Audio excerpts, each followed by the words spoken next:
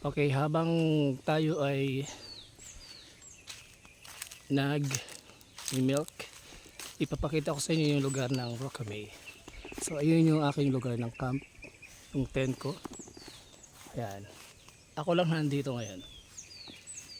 Okay, punta tayo doon sa sinasabi nilang lagoon.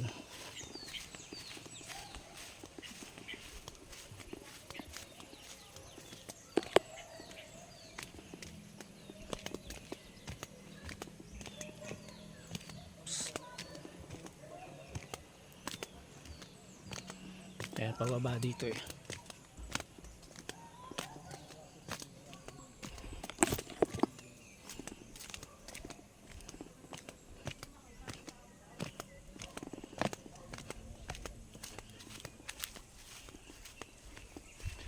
Ayan, dito sa Roccamay, madami tayong makikita dito, masyadong tahimik sa lugar na to.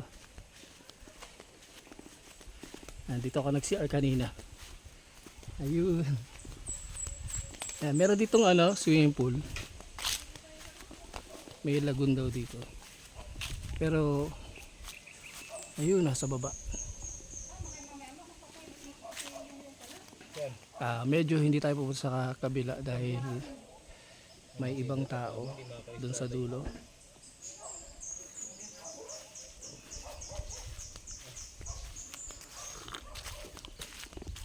Tingnan natin yung lagoon.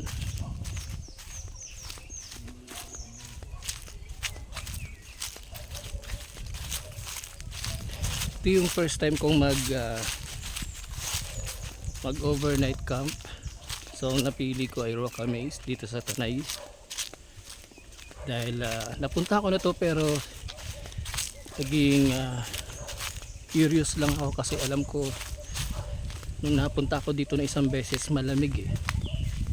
Kaya gusto ko matry yung overnight. Ayan, malapit na tayo sa lagoon.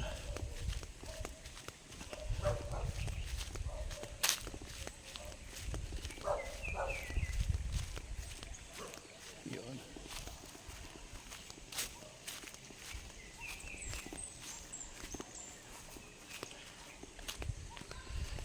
Ayan. So maganda dito.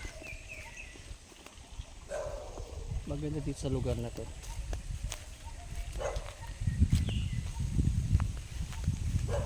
Wow, mahangin. Mahangin dito. Siyempre mahirap yung pababa kasi ito ay baka madulas tayo dito. Yan, meron dito running water. Ayun.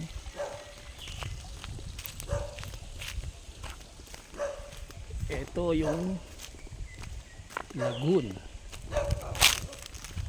Swimming pool. Yan.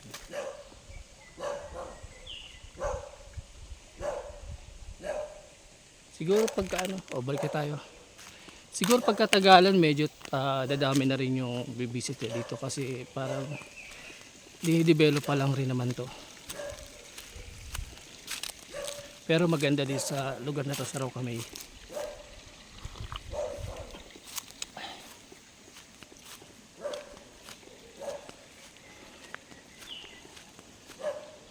Ayan, pataas na tayo. At pabalik tayo doon sa tent. Warm up, warm up.